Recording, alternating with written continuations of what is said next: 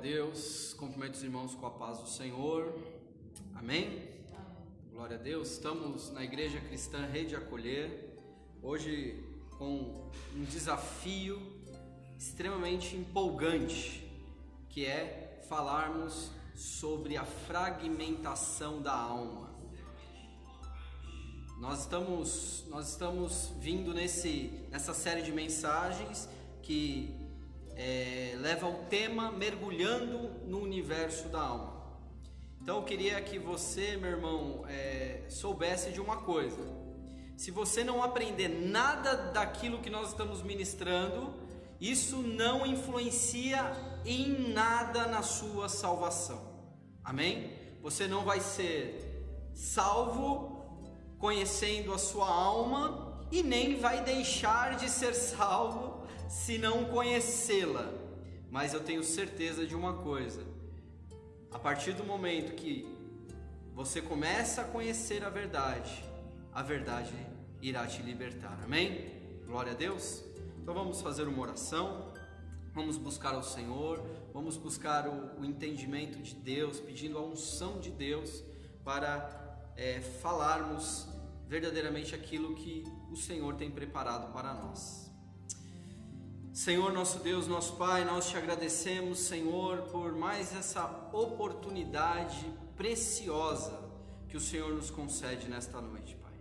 Oportunidade essa que hoje nós temos tido tanta carência de conhecer por assuntos profundos, assuntos que tratam de verdades imateriais, de verdades interiores do ser humano, e que precisamos conhecê-las à luz da palavra de Deus, para que a palavra de Deus seja para nós um guia, um norte, um refrigério, para que a palavra de Deus seja para nós, Senhor, uma espada que penetre em nossa alma, penetre na divisão da alma e do espírito. Dai-nos, Senhor, a compreensão, dai-nos, Senhor, Pai amado, a coerência diante de tudo que o Senhor tem preparado para nós com esse tema, com essa mensagem. Pai querido, fala com a tua igreja, fala comigo. Usa-me, Senhor, como um vaso, como um instrumento em tuas mãos, para poder fazer a tua vontade, para poder ser claro, transmitir a mensagem, Pai amado, com clareza e objetividade, Senhor. Em nome de Jesus, tira todo embaraço, tira, Senhor, toda oposição, toda limitação, Pai querido, da alma, Pai amado, para expor e apresentar, Senhor, assuntos tão complexos, assuntos tão profundos. Pai querido, eu conto com a tua unção, eu dependo da tua unção, eu dependo da tua graça. Espírito Santo, usa a boca do mensageiro, Pai amado, vá adiante, abrindo os corações e o entendimento de todos os meus irmãos que estão hoje aqui e que estão assistindo de maneira virtual. É o que eu te peço, Senhor, e repreendo toda oposição, todo espírito de confusão caia por terra, bata em retirada, em nome de Jesus, amém. Graças a Deus, amém, irmãos? Glória a Deus. Glória a Deus, aleluia. É um tema que muito me agrada, falar da natureza do homem. Nós já estamos numa sequência de mensagens, essa é a terceira, em que nós colocamos questões como a composição do ser humano, porque às vezes, irmãos, nós não nos apercebemos que somos mais complexos do que nós imaginamos. Às vezes nós olhamos para a nossa vida entendendo o nosso corpo humano como sendo o centro da nossa existência. Nós existimos porque possuímos um corpo. Isso é um fato, porque sem um corpo não é possível existir nesta terra. Porém, o que nos dá a existência eterna ainda não é o nosso corpo. O nosso corpo, meu irmão e minha irmã, como diz a palavra do Senhor, no último dia nós seremos ressurretos, seremos ressuscitados. O nosso corpo mortal se revestirá da imortalidade. Então nós seremos eternos com um corpo glorificado, assim como Cristo. Porém, a nossa alma é o ser que nos traz a consciência de quem somos. Os nossos olhos, a nossa boca, os nossos sentidos físicos não geram consciência de quem somos. O que gera essa consciência é a nossa alma. A nossa alma é o nosso ser interior. A nossa alma é aquilo que compõe as nossas faculdades intelectuais.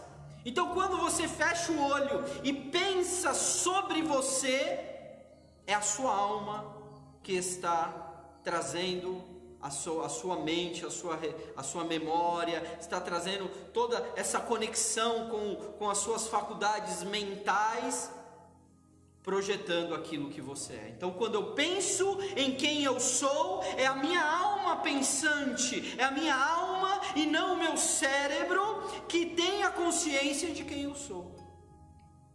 Mas o que é essa alma? Eu não posso pensar em alma, irmãos, como sendo um ser gelatinoso, um plasma cósmico que está dentro de mim, que quando eu morrer vai sair pela minha boca. Não, irmãos. A nossa alma é algo imaterial. A nossa alma não tem uma conotação física. Não podemos olhar e pensar em alma pensando na nossa aparência física como sendo uma áurea, né? Como se fosse assim um formato do nosso corpo que é tipo conectado dentro do nosso corpo. Não, irmãos, a nossa alma está ligado a aspectos de imateriais do nosso interior. Amém, irmãos? Eu sei que não é fácil nós compreendermos assim de maneira simples, mas é extremamente importante. O que eu e você precisamos entender? Que a nossa alma possui uma composição. Dentro dessa composição estão encontrados, elementos como o nosso intelecto, o nosso livre-arbítrio, ou seja, a nossa capacidade de decidir. A nossa capacidade de decidir não está no nosso cérebro. A nossa capacidade de decidir está na nossa alma.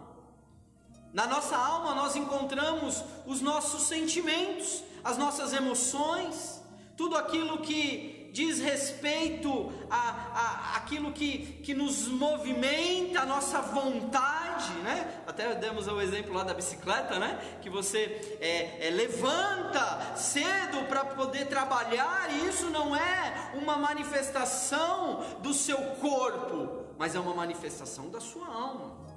Porque pessoas muitas vezes não possuem saúde física, mas pela sua alma eles têm vontade de viver, eles se movimentam, né? Você já viu aqueles para-olimpíadas, né? Pessoas com deficiências físicas que praticam esporte, então joga basquete com a cadeira de roda. São pessoas que têm um nível de superação que vai além das suas capacidades físicas.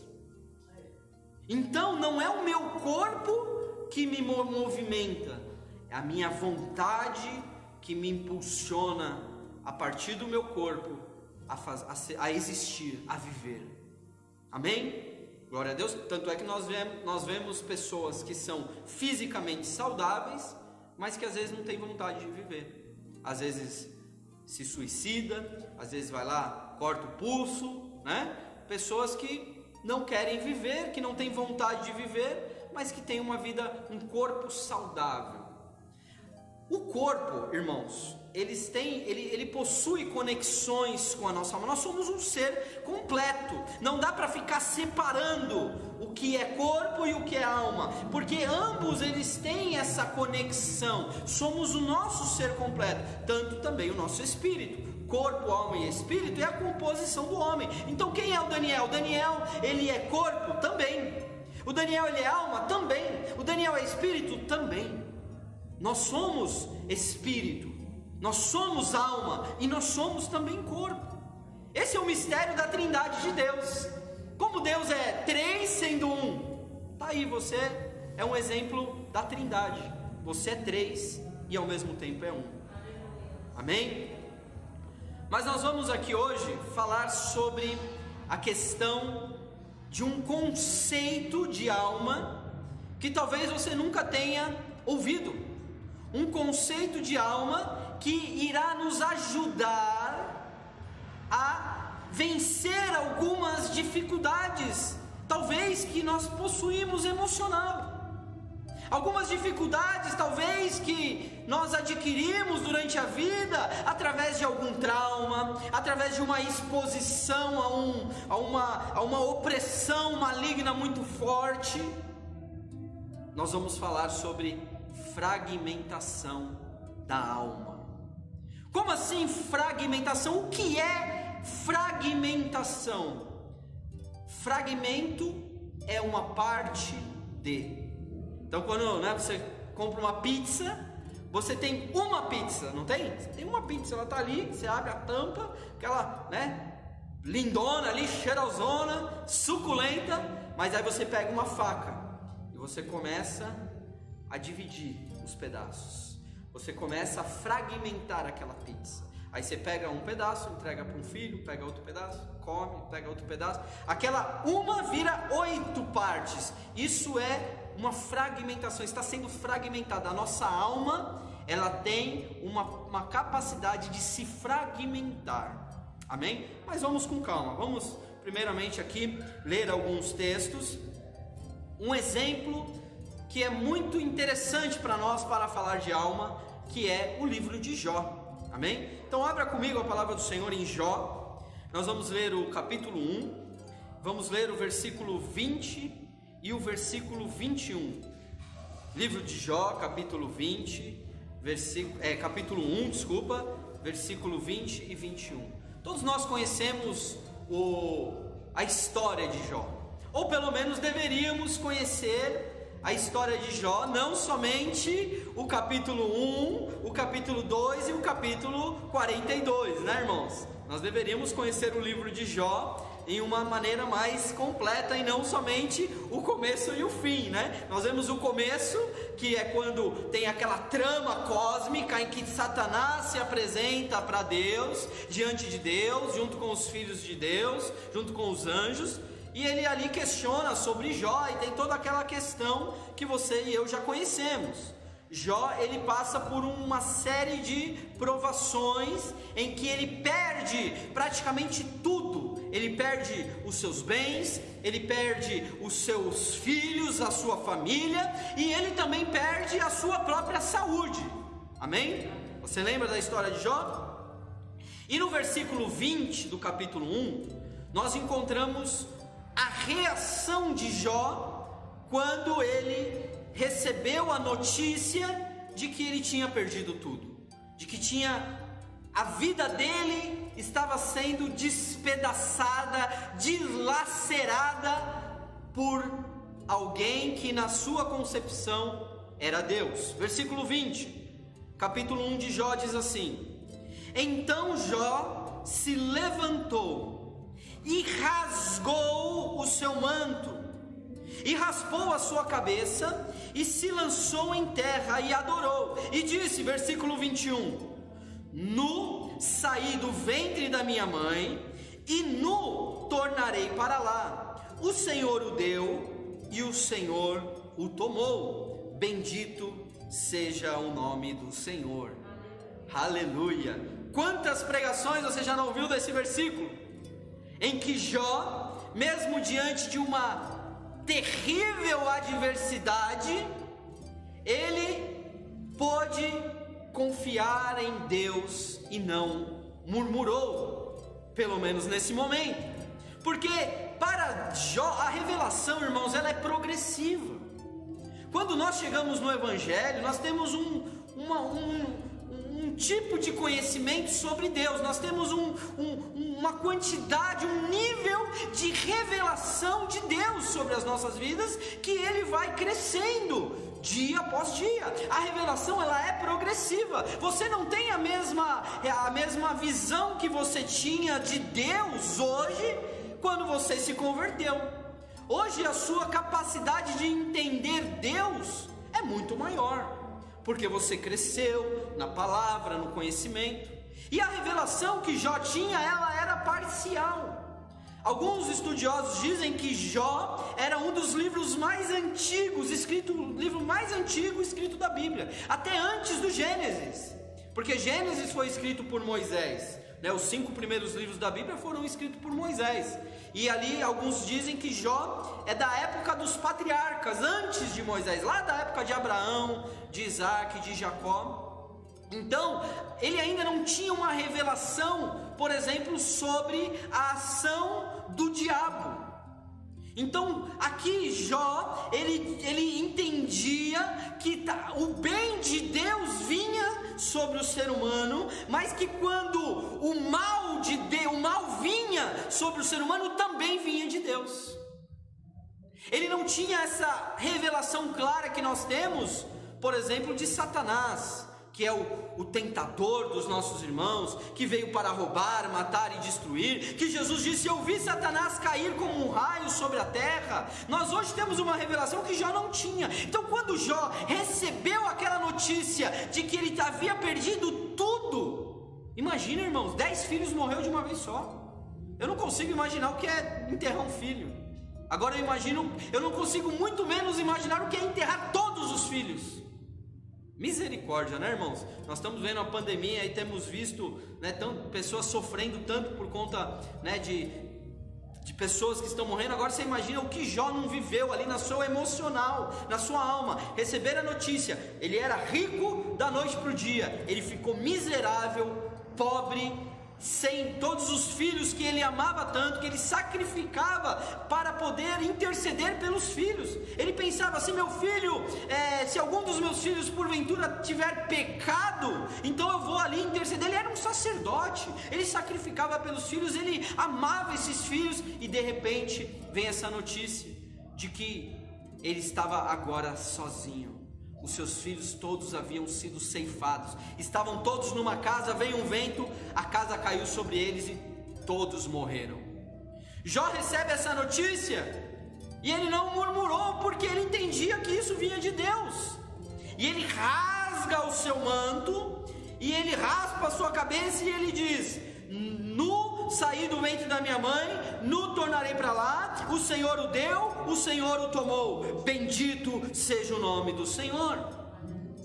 E eu perguntei para Deus, por que havia tanto essa simbologia do manto, de rasgar as vestes?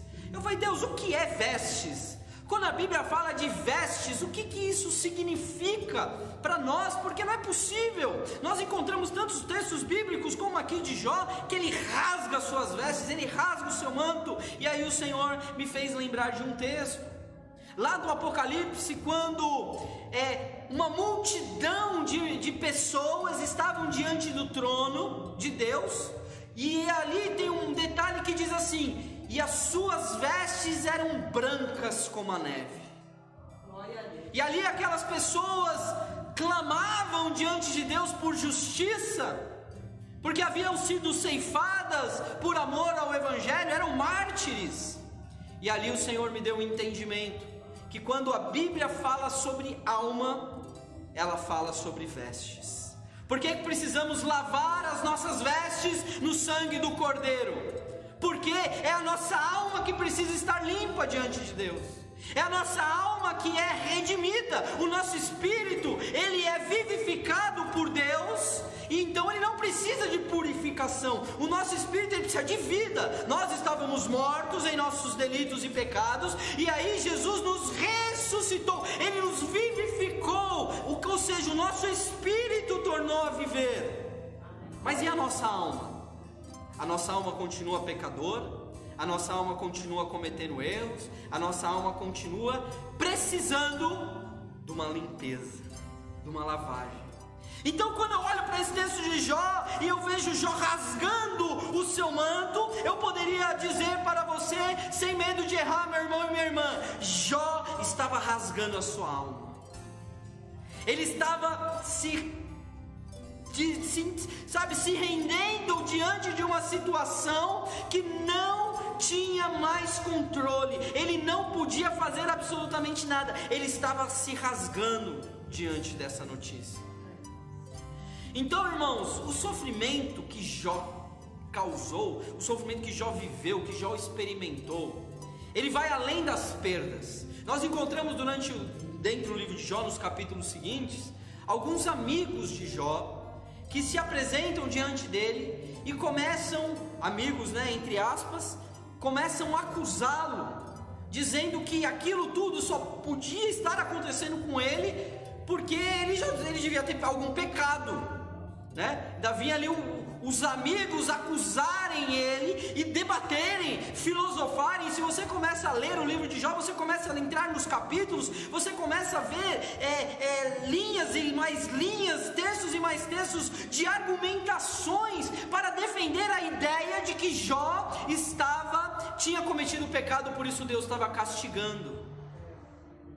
Mas, meu irmão e minha irmã, nós não podemos querer justificar as coisas, querendo explicar aquilo que Deus faz. Irmãos, como eu e você podemos ter a capacidade de explicar o que Deus faz? Como que eu e você podemos alcançar o entendimento de um ser que é o ser eterno de todas as coisas, o Criador dos céus e da terra, aquele que a sua mente, o seu pensamento é infinitamente maior do que o nosso? Como que eu posso querer te dar uma resposta? Não, falar, irmão, Deus, isso está acontecendo porque Deus, Ele fez isso, Ele quis assim, ou Ele quis assado. Meu irmão, você e eu só vamos descobrir, nós só vamos entender no dia em que estivermos com o Senhor na glória. Deixa eu só dar uma arrumada aqui, que entrou aqui um probleminha técnico. Amém, irmãos? Glória a Deus. O sofrimento de Jó foi uma das mais profundas expressões de uma alma quebrantada. Olha o que está escrito em Jó, capítulo 19, versículo 1 e 2. Aqui nós temos uma afirmação que fala sobre a alma de Jó sendo quebrantada por palavras. As palavras quebrantavam a alma de Jó. Olha que interessante isso aqui que nós vamos ler. Jó, capítulo 19, versículo 1 e 2 diz assim: Respondeu, porém, Jó dizendo, versículo 2: Até quando afligireis a minha alma e me quebrantareis com palavras? Aqui Jó estava falando ali para os seus amigos, dizendo: até quando vocês vão afligir a minha alma e me quebrar com as palavras? Aqui eu já começo a encontrar uma resposta para o tema da nossa mensagem, que a nossa alma ela pode ser quebrada através de palavras. Irmãos, às vezes a agressão física ela passa, Às vezes você recebe uma agressão física e ali o seu corpo passa, Ele se cura, ele se trata e aquilo passa. Mas existem agressões na alma com palavras que nunca passam. São palavras que quebrantam a nossa alma. Às vezes uma palavra que foi dita, às vezes sem intenção de ferir, mas fere. Há quem diz que uma palavra dói mais do que muitos socos, me bate, me dê um soco, mas não me fale certas palavras. Até na imagem das obras mortas, nós temos um tema que é de relacionamento, pecados relacionais, que tem uma imagem que ilustra muito bem isso, que é um rapaz assim, abrindo a boca, gritando, e saindo da mão dele assim um soco na cara de uma mulher, ele saindo com palavras. A palavra, ela pode quebrar a alma de alguém, e aqui Jó está afirmando isso, está falando: até quando vocês vão afligir a minha alma, me quebrantando com palavras? sombras. Em Jó capítulo 18, no versículo 1 e no 4, ele fala sobre a sua alma sendo estrangulada, sendo despedaçada por causa da ira. Jó capítulo 18, nós vamos ler o versículo 1 e o versículo 4, que diz assim: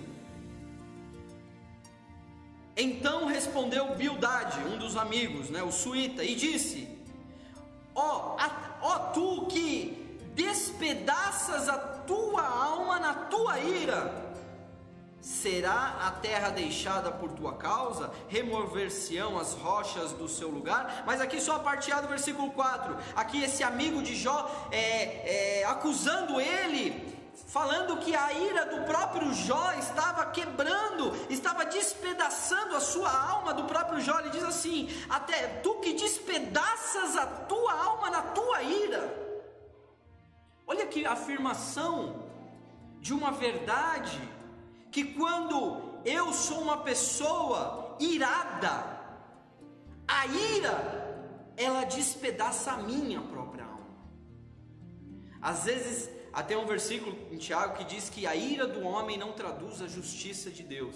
Então, quando às vezes a gente fica irado com alguma pessoa, a gente está achando que a nossa ira está trazendo ali algum tipo de correção, algum tipo de disciplina para essa pessoa, mas na verdade essa ira está causando o mal para mim mesmo. A minha própria alma, segundo aqui o que está em Jó capítulo 18, no versículo 4, a minha alma se despedaça com a minha própria ira. Amém, irmãos? Glória a Deus. Você entende que nós estamos construindo uma linha de pensamento? Nós estamos construindo aqui um conceito para nós entendermos essa ideia de fragmentação da alma. Depois, em próprio Jó é esse exemplo que eu estou dando aqui para você. No capítulo 7 de Jó, no versículo 13 ao 15, ele fala sobre a sua alma sendo estrangulada pelas trevas. Olha o que está escrito. Jó 7,13 diz assim: dizendo eu, consolar-me-á a minha cama, meu leito aliviará a minha ânsia. Versículo 14: então me espantas com sonhos e com visões me assombra. Versículo 15: assim a minha alma escolheria antes a estrangulação e antes a morte do que a vida. Meu Deus, misericórdia. Olha o que o texto está nos mostrando. Então me espanta com sonhos e com visões me assombram. Amém? Eu acho que já pode até abaixar a porta, viu, pastor Edinho? Pode abaixar a porta, porque são 8 horas, né? Aleluia. Glória a Deus. Santo é o teu nome. Capítulo 7 de Jó, versículo 14. Então me espantas com sonho e com visões me assombras. Assim a minha alma escolheria antes a estrangulação e antes a morte do que a vida. É possível, irmãos, estrangular a minha alma? Aqui Jó está nos mostrando o que é. Eu estrangularia a minha morte. Como é possível? Às vezes, irmãos, nós pensamos em alma, nós pensamos em sentimentos, nós pensamos às vezes em sentimentos, em traumas, quando nós pensamos sempre em fatores externos, irmãos. Não, pastor, não faça isso, porque a porta está torta. Caiu? Então, aleluia. Amém, irmãos? Glória a Deus. Vamos seguir aqui então. A fragmentação da alma é uma verdade que se deve ser observada. A fragmentação da alma, ela precisa ser compreendida pelo povo de Deus de uma maneira em que eu e você possamos encontrar as respostas que muitas vezes são causadas por nós mesmos. Aqui nós falamos sobre palavras que quebrantam a alma. Depois falamos sobre ira que despedaça a alma. E agora nós estamos falando que Jó, ele poderia escolher estrangular a sua própria alma em trevas, escolhendo a morte do que a vida. Você percebe que aqui não temos fatores externos? Aqui nós temos nós mesmos decidindo errado acerca da nossa própria alma. O que é fragmentação da alma? A fragmentação da alma é quando nós entendemos que a nossa alma, ela não é um ser estático, como nós falamos no começo, mas que a nossa alma é composta de sentimentos, de emoções, que elas podem ser repartidas, fragmentadas no decorrer da nossa história. Então, aqui nós temos um texto em Tiago, que ele fala algo que nos dá aqui uma visão um pouco mais baseada na palavra de Deus sobre esse conceito de fragmentação. Em Tiago capítulo 1, no versículo 8, a palavra do Senhor fala sobre o homem de coração dobre, né? Tiago capítulo 1, versículo 8, ele diz: o homem de coração dobre é inconstante em todos os seus caminhos. O homem de coração dobre. O que é esse homem de coração dobre? Irmãos, a palavra no grego aqui, a palavra grega para isso, ela traz uma ideia de mente dupla. Coração dobre, mente dupla. Então, nós sabemos que mente é uma das expressões do comportamento da nossa própria alma, né? Lembra que nós falamos da vontade, do livre-arbítrio, da mente. A mente não é cérebro, a mente é tudo aquilo que traz o nosso intelecto, amém? Então a nossa mente é a nossa razão. Então aqui quando o Tiago fala desse homem de coração dobre, ele está falando de um homem de uma dupla alma, de uma dupla mente, de uma dupla personalidade. Sabe aquela pessoa que uma hora ela está feliz e de repente do nada fica irritada, fica brava, fica triste, né? Numa tristeza profunda, e daqui a pouco está feliz de novo. Uma hora está tratando a pessoa bem, outra hora está tratando a pessoa com agressividade. Isso fala sobre essa separação de alma. Não é que a alma se divide como se fossem vários pedacinhos, não, mas a alma ela é capaz de romper a barreira do tempo e do espaço.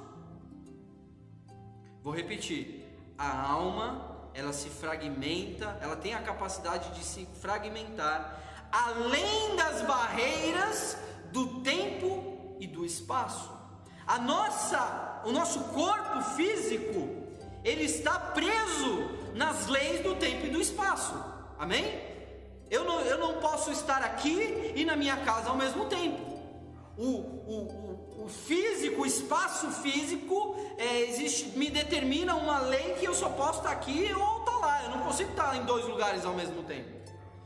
O tempo, cronos da nossa existência, me limita o meu corpo a estar no tempo e no relógio, no tempo e na hora exata que é o agora. Eu não consigo ficar parado lá no dia de ontem, mas a minha alma consegue. A minha alma, ela não se limita ao tempo e espaço. Ou seja, eu vou esclarecer aqui algo mais para ficar mais claro. Sabe aquela pessoa que teve um trauma lá na infância? Uma pessoa que foi abusada sexualmente, uma criança que foi abusada sexualmente. Essa pessoa cresce, essa pessoa amadurece, ela entra na fase adulta, ela se relaciona, aí ela se casa. Mas quando ela vai ter uma relação sexual com o seu marido, ou com sua esposa, com o seu cônjuge, imediatamente ela se lembra daquilo que aconteceu lá quando era criança. E aquela situação que aconteceu lá na sua infância, de um estupro, traz para ela, no dia de hoje, a mesma vivência que ela estava lá, ou seja, ela sente medo, ela sente às vezes até o cheiro, irmãos, daquilo que aconteceu há décadas atrás. Por que isso? Como isso é possível? Porque a sua alma ficou presa lá no passado, quando ela sofreu esse abuso. A alma, ela não está limitada ao tempo e espaço. Ou seja, a minha alma, ela começa a se fragmentar durante a minha existência. Por isso que eu e você somos responsáveis pela nossa alma. Eu e você temos que levar a nossa alma cativa à obediência de Cristo, para que possamos alcançar libertação na nossa alma, e a nossa alma estar completa para ser entregue a Cristo. Eu não posso entregar a minha alma a Cristo fragmentada. Por isso que o processo de cura e libertação é um processo da igreja, irmãos. O psicólogo pode até ajudar, mas não é o psicólogo que vai trazer libertação, não é o psicólogo que vai conseguir trazer esses pedaços da sua alma que ficaram na existência da tua história, pedaços de sentimentos, pedaços de, sabe, aquela pessoa que sofre uma traição, não consegue confiar em mais ninguém. Ué, o que as outras pessoas têm a ver com aquela que traiu ela? Não, mas ela não consegue. Por quê? Porque a sua alma, ela foi ferida e ela ficou ligada naquela situação. Eu acredito, irmãos, na autolibertação. Eu acredito nisso. Eu acredito que eu consigo, a partir de um conhecimento, de um entendimento da palavra de Deus, eu consigo levar todas essas questões diante de Deus em oração e alcançar uma libertação. Eu acredito na autolibertação, mas a Bíblia diz: confessai as vossas culpas uns aos outros para serdes curados. Então existe uma essência de cura divina no ato de confessar, no ato de pôr para fora. Por que a pessoa vai no psicólogo e ela conta os seus traumas, as suas situações, né, do passado, e ela fala tudo aquilo aí para o psicólogo e ela se sente bem com aquilo, ela se sente melhor? Porque já existe uma cura no ato de você pôr o lixo para fora.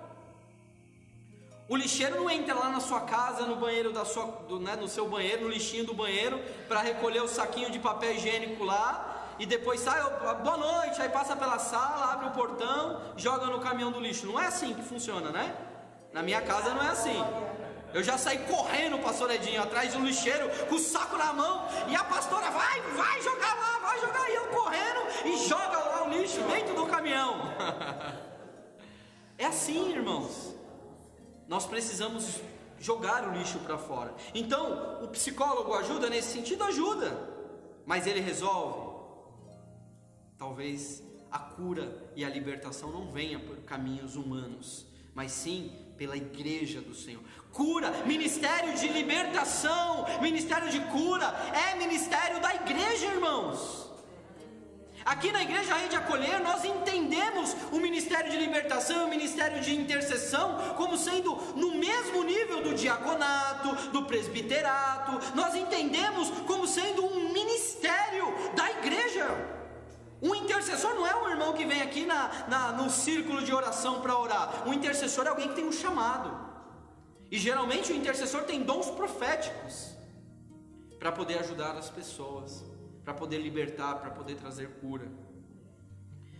Ânimo dobre, pessoas que se fragmentam, pessoas que viram, né, a sua alma deixa de ser uma pizza inteira e passa a ser pedaços distribuídos na história da sua própria existência. Irmãos, quando a alma se fragmenta, eu tenho aqui pelo menos três situações que eu gostaria de compartilhar com os irmãos em que a nossa alma se fragmenta. Primeiro, a alma se fragmenta quando ela está ligada às palavras. As palavras. Números capítulo 30, versículo 2, livro dos Números, capítulo 30, versículo 2, nós vamos ler aqui um texto que fala muito forte isso que nós estamos falando, sobre as palavras liberadas se tornarem decretos. Números capítulo 30, versículo 2, diz assim a palavra do Senhor: quando um homem fizer um voto ao Senhor, ou fizer juramento, ligando a sua alma com obrigação, não violará a sua palavra, segundo tudo o que saiu da sua boca fará. Olha que texto forte, missionário Júnior. Aqui o Senhor está nos falando sobre palavras que prendem a nossa alma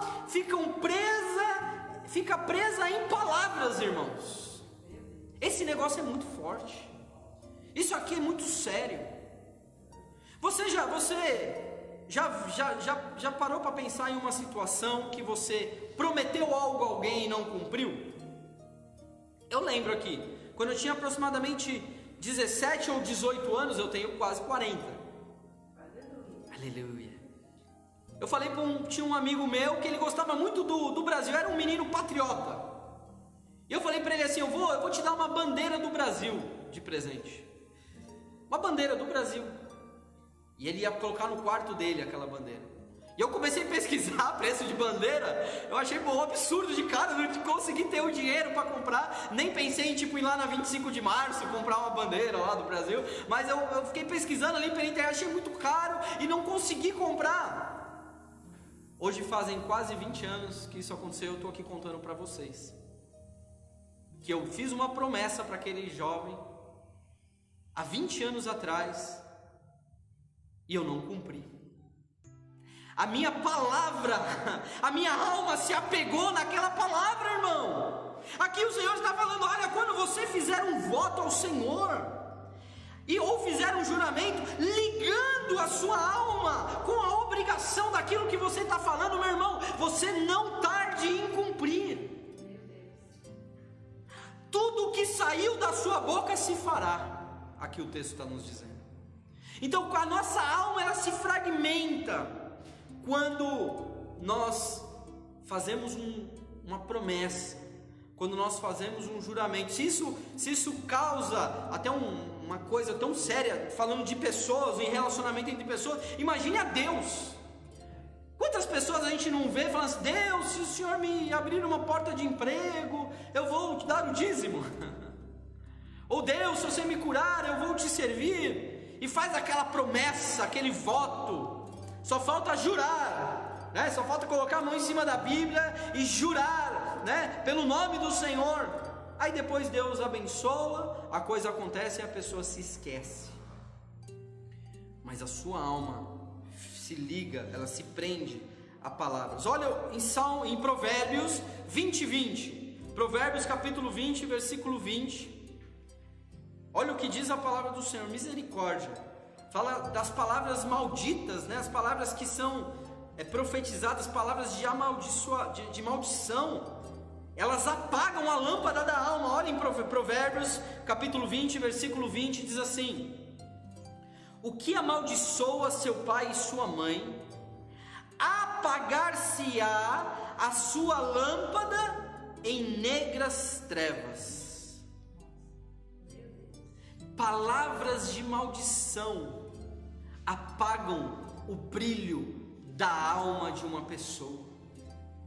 Palavras de maldição, aqui ele fala, vai ao extremo, né? Falando aquele que amaldiçoa o pai e a mãe. Imagina, irmãos, aquele que amaldiçoa o pai e a mãe, a sua alma, a sua lâmpada. Aqui a lâmpada nós poderíamos associar a alma. A sua lâmpada se apaga em negras trevas. Depois, a alma, ela se fragmenta quando ela está ligada a pessoas. Em 1 Samuel capítulo 18, versículo 1, a palavra aqui fala sobre um relacionamento profundo de amizade entre Jonatas e Davi. Você lembra da história?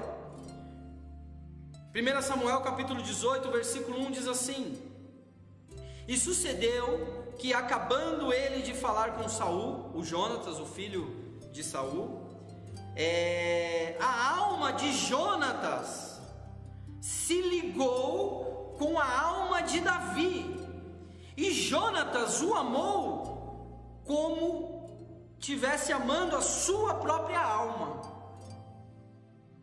A alma, ela tem a capacidade de se conectar, de se ligar a pessoas, irmãos. Aqui diz que o amor de Jonatas por Davi excedia o amor das mulheres. A sua alma se apegou à alma de Davi. Aqui o texto é fantástico, né? O texto aqui é fantástico, porque ele fala sobre ele ter amado Davi como a sua própria alma, como ele estivesse amando a sua própria alma.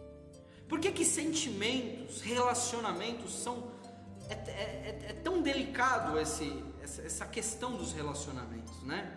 Às vezes a gente fala assim, puxa, aguarda, né? Espera o momento certo, espera Deus trazer a pessoa certa, porque se você ficar se aventurando, né, com os seus relacionamentos, com os seus sentimentos, você começa a se apegar a pessoas, irmãos. A alma, ela se fragmenta quando ela fica ali, fica presa naquela pessoa. Aí passa-se anos, aquele relacionamento não deu certo, sabe, a coisa não aconteceu, e ali você já está com outra pessoa, e às vezes se pega se lembrando do passado, se lembrando do relacionamento, porque ainda ficou algo lá mal resolvido, a sua alma tinha se apegado. Isso é coisa muito séria. Por isso que nós precisamos nos guardar em nossos relacionamentos. Sabe, eu falo para os jovens, né? Eu estava falando lá com o nosso filho mais velho, né, que está fazer 18 anos agora. Eu falei para ele assim, meu filho, não entregue o seu coração para alguém que vai pisar nele. É melhor que você não se relacione, porque se você se relaciona, a sua alma vai se apegar à alma dessa outra pessoa, e os sentimentos é natural que aconteça, é natural que exista, porque se não existir sentimento, então não faz sentido os relacionamentos. Então é melhor esperar, é melhor ter certeza. Não entregue a sua alma para alguém pelo ímpeto da paixão, pelo ímpeto, sabe, daquela euforia, né, olha agora, né, estou apaixonado. Não, irmão, tenha cautela, irmã, tenha cautela. Não entregue a sua alma para o primeiro varão que aparecer, né? Às vezes a gente vê as irmãs, né, tô orando para Deus mandar o varão, aí vem o atribulado, é varão, mas é atribulado. Aí a irmã já se derrete, já entrega a sua alma tem valor, minha irmã. A sua alma pertence a Cristo. O Senhor vale mais do que qualquer marido, né? O Senhor vale mais, o Senhor é o seu marido. Tem até um texto de Isaías que fala, né? O Senhor é o seu marido, né? Então, vigia, guarda os seus sentimentos, não saia entregando para pessoas. Irmãos, através de relações sexuais, a alma, ela se conecta a outra alma, irmãos, a outra pessoa. Relação sexual não é simplesmente química, né? O mundo vai dizer isso, né? Vai falar assim, deu a química, né? Sentiu a química. Não tem negócio de química não, irmãos. Quando você se relaciona sexualmente com alguém, a sua alma se apega com aquela pessoa.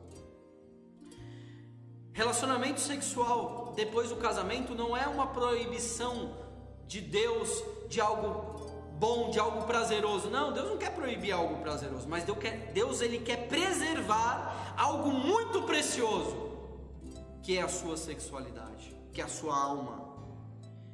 Em Gênesis capítulo 34, nós temos aqui o exemplo de Siquém e a filha de Jacó, né, que é a Diná, né, a filha de Jacó. Siquém era filho de um príncipe, filho de Amor, né? Um príncipe, até o nome do príncipe era Amor, do pai, né? Desse atribulado aqui, desse Siquém. Então ali quando Jacó estava fugindo ali do seu irmão, que ele foi para se encontrar com o seu irmão para pedir perdão, e ali ele se desvia do caminho e vai para Siquém, diz a palavra que Siquém, aqui no versículo 2 do capítulo 34 de Gênesis, diz assim: e Siquém, filho de Amor, o Eveu, príncipe daquela terra, viu Diná, né?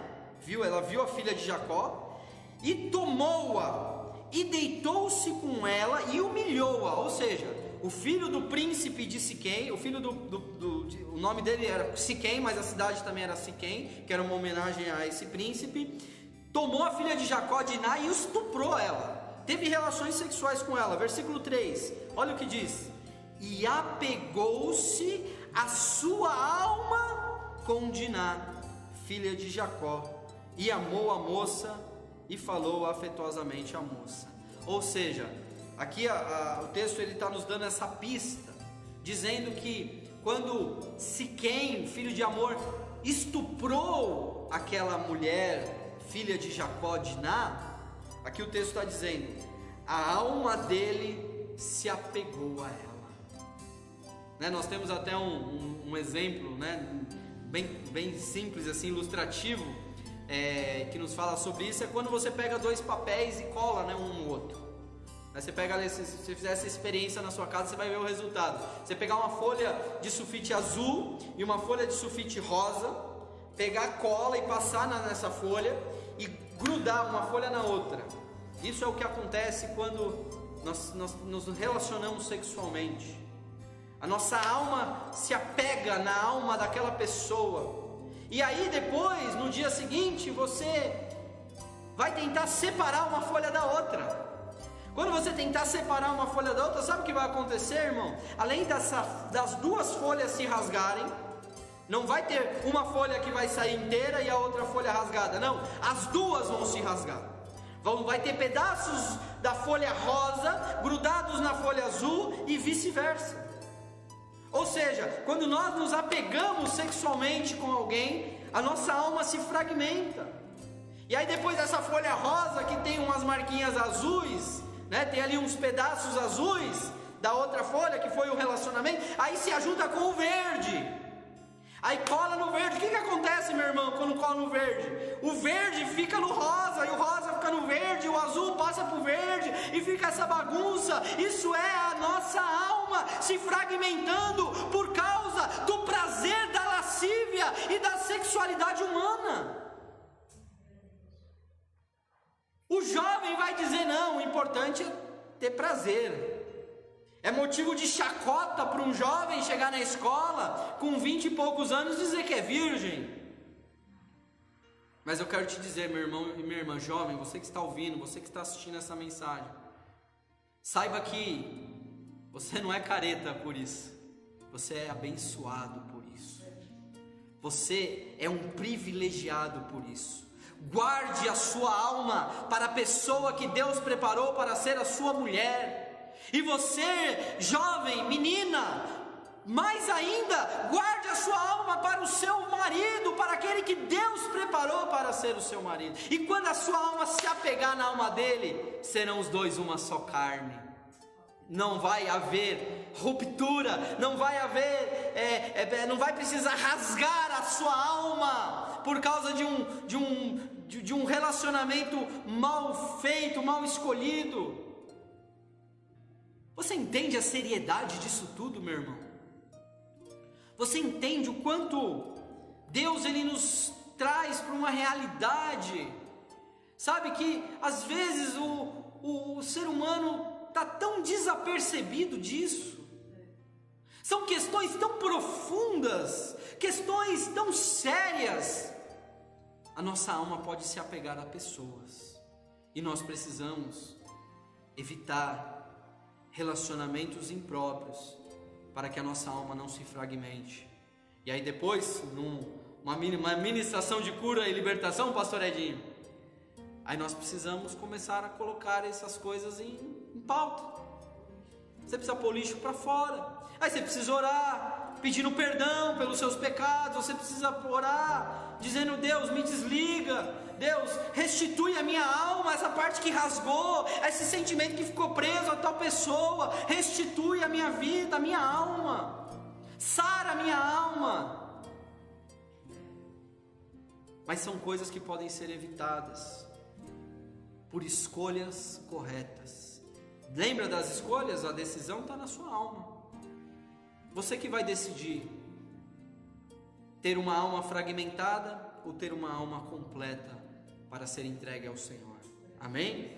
Glória a Deus, coisa linda. E para terminar, irmãos, a alma, ela pode ser fragmentada quando ela entra em prisões espirituais. Isso aqui é muito sério.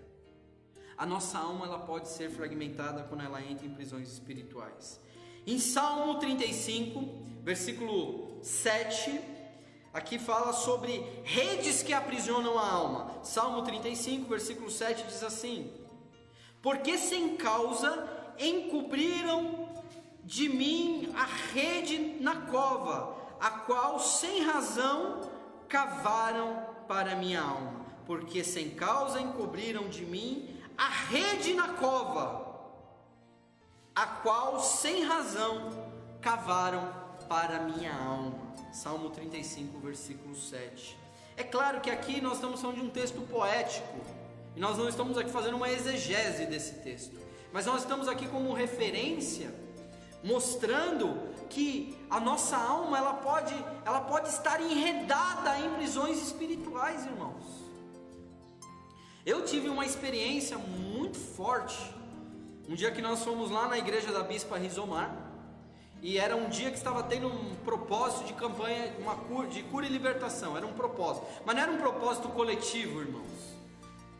Cura e libertação pode acontecer através de uma oração, amém? Deus é poderoso para fazer o que Ele quer, da maneira que Ele quer, usar o jeito que Ele quer, amém? Mas o convencional é ter uma ministração, é você ter ali, conversar com a pessoa, entender essas coisas. É um trabalho de psicólogo, vamos dizer assim, né? É um trabalho de psicólogo, mas com uma conotação espiritual. E ali havia uma pessoa, um homem, que estava sendo ministrado pelo pastor Tadashi. E eu fui convidado nessa ministração de participar desta reunião e ser ali um intercessor naquele momento. E ali o pastor Tadashi começou a ministrar e começou ali a fazer ali tudo que tinha que ser feito. E quando nós estávamos orando no final, eu tive uma visão, irmãos.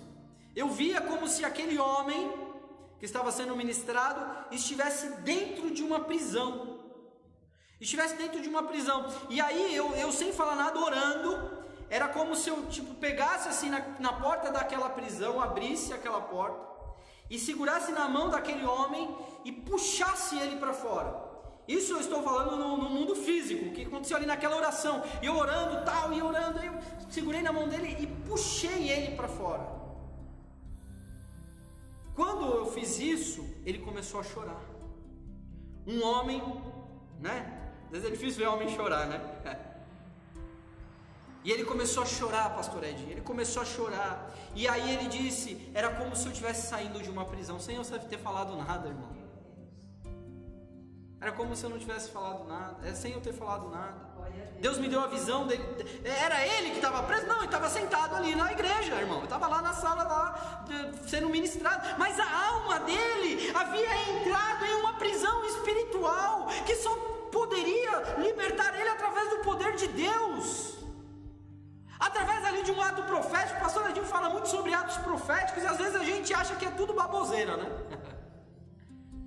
A coisa é mais séria do que a gente imagina. Aquele homem tinha parte da sua alma aprisionada em uma região de cativeiro. O pastor Edinho até me perguntou esses dias sobre regiões de cativeiro.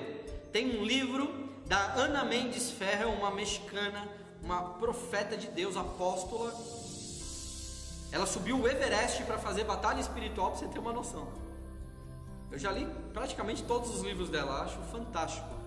Ela é uma guerreira espiritual. E ela tem um livro que chama Regiões de Cativeiro. E ela conta uma experiência nesse livro, que ela tinha uma irmã gêmea, que a irmã gêmea dela estava com câncer, estava à beira da morte, e ela começou a buscar a Deus incessantemente, buscar a Deus para entender o porquê que estava acontecendo com a irmã. E ela disse que o Senhor falou para ela que iria visitar ela naquela noite. Usou um profeta e ela ficou ali posicionada. Ela começou a orar. E ela ficou na vigília da noite, orando, sozinha no quarto dela, sozinha, orando. Lá para tantas da madrugada, ela simplesmente foi visitada por 2 anjos. E esses 2 anjos seguraram na mão dela e ela narra que o espírito dela barra alma, entenda, né? Como sendo o seu ser interior, como se estivesse saindo do corpo dela, e o corpo dela ficou lá orando, do jeito que ela estava no meio da madrugada, e ela começou a andar na rua com esses 2 anjos. Ela teve consciência disso, por isso que a alma dela estava conectada nessa experiência espiritual, porque às vezes nós temos experiências espirituais, irmão, que a nossa alma não está conectada. Você teve experiências espirituais que a sua alma não compreende. E nem sempre precisa compreender, tá, irmãos? Nem sempre precisa compreender, porque você é um espírito também. Então ela conta que ela foi andando na rua com esses 2 anjos, e ali o anjo abre uma boca de bueiro. Olha que coisa forte. Abre uma boca de bueiro e os 3 descem dentro dessa boca de bueiro. E ela começa a andar em um lugar onde tinham várias prisões, vários demônios, como se fosse num esgoto, né? Como se fosse um encanamento ali de esgoto, com várias prisões, como se fosse de masmorras, e ali vários demônios, várias pessoas chorando, gritando, e ela vai andando junto com os anjos, até que ela chega na porta de uma cela, e ela vê a irmã dela dentro daquela cela, mas como uma criança. A irmã dela já era grande, era gêmea, era da idade dela. E ali ela começa a gritar, a falar Mercedes, Mercedes, era como se a irmã não ouvisse ela. E aí o anjo diz: entre e tome ela nos seus braços. Entre na prisão e tome ela nos seus braços. E ela abriu a porta da prisão, e era como se parte da alma da irmã, da Mercedes, tivesse sido aprisionada quando ela era criança. Olha que coisa profunda. Olha que coisa terrível. Aprisionamento espiritual tem tudo a ver com alma, irmãos.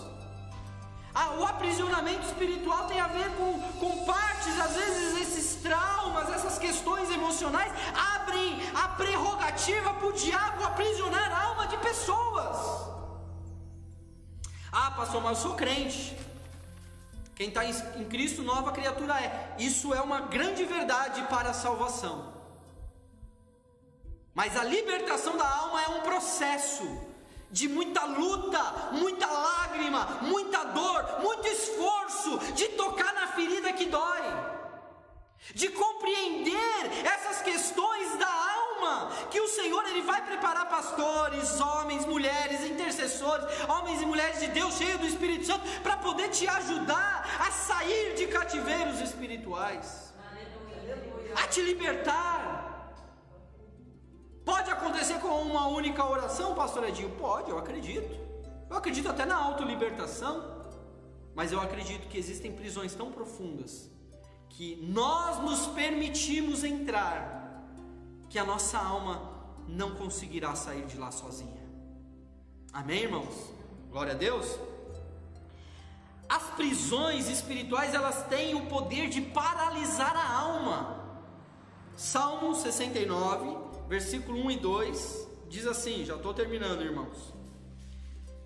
Salmo 69, versículo 1 diz assim: livra-me, ó Deus, pois as águas entraram até a minha alma.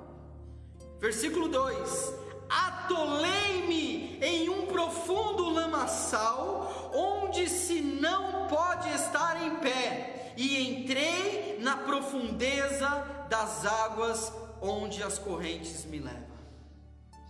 O que o salmista está aqui colocando? Que a sua alma foi inundada por águas que paralisaram a sua alma em um lamaçal. Sabe o que isso me ensina, irmãos? Que tem pessoas que às vezes não prosperam no ministério. Não é porque ela está em pecado. Não é porque ela não tem capacidade espiritual ou intelectual para exercer o ministério. Às vezes essa pessoa está paralisada por causa da sua alma. Às vezes a vida da pessoa não consegue avançar, porque assim como o salmista disse, a minha alma foi inundada por águas que paralisaram como um lamaçal. A gente não sabe o que é isso, né, irmão? Entrar numa lama e afundar até a cintura, sem conseguir sair. Você não consegue andar, irmãos. Tem uma ilustração disso lá no filme do Peregrino, quando eles estão passando pelo rio, lá um rio da dúvida, lá, eu não lembro muito bem o que era aquele rio, mas eles escorregam ali, o cristão, e ele cai naquela água suja, aquela água fedorenta, e ele fica preso. O amigo consegue sair, e ele pede ajuda para o amigo fala, não, se vira aí, cristão, eu vou embora. E ele começa a gritar e ele fica parado, ele fica preso sem ter o que fazer, sem conseguir andar, sem conseguir dar o próximo passo. E o filme, o que traz? O filme traz que vem um homem com uma corda para ajudá-lo a sair da alma, sair daquele lamaçal, sair daquela paralisia. Às vezes você está tentando vencer um pecado que você não vai conseguir vencer sozinho. Às vezes existe um pecado que está paralisando o seu ministério, e você está lutando contra esse pecado sozinho e não está conseguindo vencer, já faz anos, porque você precisa de uma corda, de um homem de Deus, de uma mulher de Deus, que vai te ajudar a sair do lamaçal, da paralisia da sua alma. É o que o diabo quer fazer com a igreja, irmãos. O diabo não está preocupado em fechar a igreja. O diabo está preocupado em fazer com que a igreja esteja parada, paralisada, inerte, inoperante. Quando a igreja está tudo bem, é melhor até você desconfiar. Não, a igreja está numa paz, pastor, a gente faz os cultos, olha, não tem provação, não tem tribulação. Se preocupa. Talvez a sua igreja seja uma igreja parada, paralisada, e todo mundo achando que está fazendo a vontade de Deus. As prisões espirituais, elas têm a capacidade de paralisar a alma das pessoas. Pessoas que querem servir a Deus principalmente. Amém? Glória a Deus. E o último ponto é que prisões espirituais, elas possuem finalidades específicas. Em Salmo 94, versículo 17, você vê que aqui quando eu falei das prisões espirituais, pastor Edinho, eu só usei os textos de Salmos. Por quê? Porque os salmos, eles representam verdades espirituais e principalmente verdades emocionais.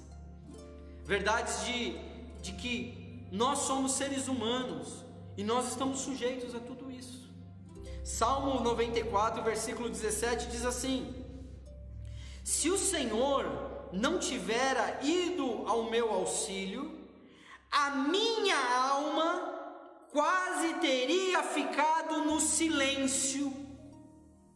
Se o Senhor não tivesse vindo ao meu auxílio, a minha alma quase teria ficado no silêncio.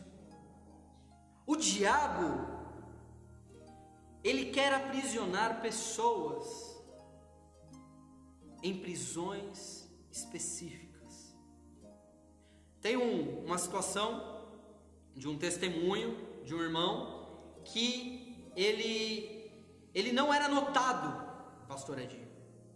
Tipo, quando estava na igreja, aí o pregador falava: você quer receber uma oração, né? Vem para cá, tal, vem aqui para frente. E aí ele conta que ele ia para frente, e aí o pastor, o pregador vinha orando pelas pessoas, quando chegava nele pulava. Pulava ele. Ele não era notado. Ele era crente da igreja, assíduo. Ele não faltava na igreja. E vez ou outra, algum irmão da igreja ou algum pastor, algum obreiro chegava: como é seu nome, irmão? E aí quando ele foi ser ministrado, quando ele chegou, sabe, com pessoas sérias, pessoas que entendem, pessoas que são cheias do Espírito Santo para isso, que começou a orar, começou a pedir a direção de Deus, começou a pedir a revelação de Deus. Sabe o que foi revelado acerca daquele homem? Que o seu avô havia pegado um baú e ele havia feito ali colocado um sentimento dentro daquele baú ali, colocado ali como se fosse uma consagração, como se fosse ali uma feitiçaria, uma macumba mesmo, assim, vamos dizer, né? Mas não com o intuito, né, de feitiço, mas assim, por uma atitude errada, uma atitude que não via consequência. Pegou ali uma situação daquele neto, uma foto, eu não sei se é que ele trancou ali dentro daquele baú, e aquilo refletiu espiritualmente sobre a vida daquele jovem. Ele não era notado. Ele foi preso, a sua alma foi presa em um local de silêncio, como aqui o salmista colocou. E em oração, Deus revelou aquela situação. Em oração eles oraram a Deus, eles clamaram a Deus, eles falaram: Senhor, nós estamos aqui tirando, com um ato profético, pastor Edinho, nós estamos aqui tirando esse jovem desse baú, tirando esse jovem, eu não lembro muito bem a história, mas era alguma coisa nesse sentido. E ali diz que a partir daquele dia, as pessoas começaram a notar ele. William, que bom que você está aqui conosco. O nome dele era William. Prisões espirituais, irmãos, que às vezes refletem na vida das pessoas. Aí eu só vejo o profeta, o pregador dizendo: Deus está quebrando a macumba aqui hoje. Irmãos, é muito mais do que isso. Não, porque Deus me mostrou que levaram o nome na encruzilhada. Não, irmão, é mais do que isso. A coisa é mais séria do que isso. Talvez você e eu temos a nossa alma aprisionada em situações que hoje, através desse ensino, através dessa meditação, eu e você, nós podemos refletir sim, sobre a nossa própria existência, sobre a nossa história, e entender em Deus e buscar em Deus. Deus, existe algo no passado que ficou mal resolvido na minha vida, que eu preciso liberar perdão, que eu preciso pedir perdão, que eu preciso, desconectar a minha alma, que eu preciso restituir a minha alma. Eu e você, meu irmão, somos responsáveis por coisas que só eu e você vamos fazer. Reconhecer que a nossa alma, ela pode entrar sim nesse conceito que nós estamos falando aqui, que alguém pode falar assim: pastor, você me dá a base bíblica para isso. Nós estamos aqui dando alguns exemplos bíblicos para tentar aqui de alguma maneira ilustrar isso que nós estamos falando, me embasar. Mas meu irmão e minha irmã, isso é uma verdade, e que eu e você, nós precisamos aprender como cristãos. A fragmentação da alma é uma realidade encontrada, infelizmente, na igreja de Cristo. Hoje as igrejas, não todas, não estou aqui generalizando, mas a maioria das igrejas não estão preparadas para lidar com situações como essa, de fragmentação da alma. Em Salmo 142, versículo 7, ele diz assim: tira a minha alma da prisão, tira a minha alma da prisão, para que eu louve o teu nome. Os justos me rodearão, pois me fizestes bem. Ou que o salmista dizendo: Senhor, tira a minha alma da prisão, para que eu possa te louvar. Às vezes a pessoa fala: eu entro na igreja vazio e saio mais vazio ainda. Entro do mesmo jeito, não consigo louvar, não consigo adorar, não consigo. Eu vejo o irmão chorando do meu lado, se arrepiando, dando lugar. Aí eu vou falar: não, mas você não dá lugar. Aleluia. Não é que você não dá lugar, não, irmão. Às vezes você não está conseguindo louvar o Senhor porque a sua alma está presa. Você precisa encontrar os caminhos da libertação. Porque fala de libertação, às vezes a pessoa só pensa em demônio, né? Ah, eu preciso de libertação, eu estou endemoniado. Não, não é isso, irmãos. Não é isso. Ah, crente pode ficar endemoniado. Isso aí é um outro debate. Mas a alma pode estar presa. Não tem a ver com o demônio. Tem a ver com os seus sentimentos. Tem a ver com as suas emoções. Tem a ver com aquilo que Deus te fez ser. Você é um ser humano. Por que é tudo tão difícil assim, Paulo? Por que é tão complexo? Porque nós somos seres humanos. Se você tem problemas emocionais com os seus sentimentos, saiba que tem jeito para você. É possível encontrar cura. É possível encontrar libertação pela fé, irmãos. Porque às vezes a gente quer procurar o médico, quer procurar o psicólogo, o psiquiatra, o psicanalista, é Freud pra cá, é remédio tarja preta pra lá, e tudo para querer resolver o problema, que Deus é que tem a solução. É Deus que tem a solução, Ele já deu as ferramentas para a igreja. Aí alguém vai falar assim: ah, pastor, mas eu não preciso de igreja, eu sou desigrejado, eu louvo em casa, eu louvo na rua, eu faço isso, eu faço aquilo sozinho. Não, irmão, você precisa de um pastor, você precisa de igreja, porque é na igreja que encontra essas ferramentas, irmãos. É na igreja que você vai encontrar homens e mulheres de Deus, que estão preparados para poder te ajudar. E você poder ajudar a outros. Porque quando você encontra a libertação, você encontra a chave. Quando você se liberta de algo que você foi preso, você sabe agora como fazer. Aí que o diabo fica perturbado, porque aí o diabo vai querer fazer com que você não use isso para ajudar outros, para levar a libertação para outros. Somente Jesus tem o poder e a unção necessária para nos libertar e nos restaurar por completo. Isaías 61, e eu termino aqui. O Espírito do Senhor Deus está sobre mim, disse Jesus, porque o Senhor me ungiu para pregar as boas novas aos mansos e enviou-me a restaurar os contritos de coração e a proclamar a liberdade aos cativos e a abertura de prisão aos presos. Amém, irmãos? Existe uma unção dada para a igreja. Se Jesus recebeu essa unção, nós também recebemos, porque faremos as mesmas obras que Ele fez e maiores ainda nós faremos. Meus irmãos, eu nem sei quanto tempo eu demorei para pregar isso. Eu perdi totalmente a noção do tempo aqui. Eu não sei se nós ficamos aqui 40 minutos ou 1h30. Mas eu queria que você, sabe, ou recebesse essa palavra e colocasse diante de Deus os seus sentimentos, as suas emoções, para que essa realidade que foi ministrada hoje aqui possa fazer a diferença na sua vida. Amém? Glória a Deus. Antes de orar, eu já vou fazer a oração final. Eu só queria agradecer, irmãos, pela paciência, pelo tempo. Se você está aqui na igreja presencial, ou se você está nos assistindo aqui pela internet, você é um privilegiado, irmão. Você é um vencedor.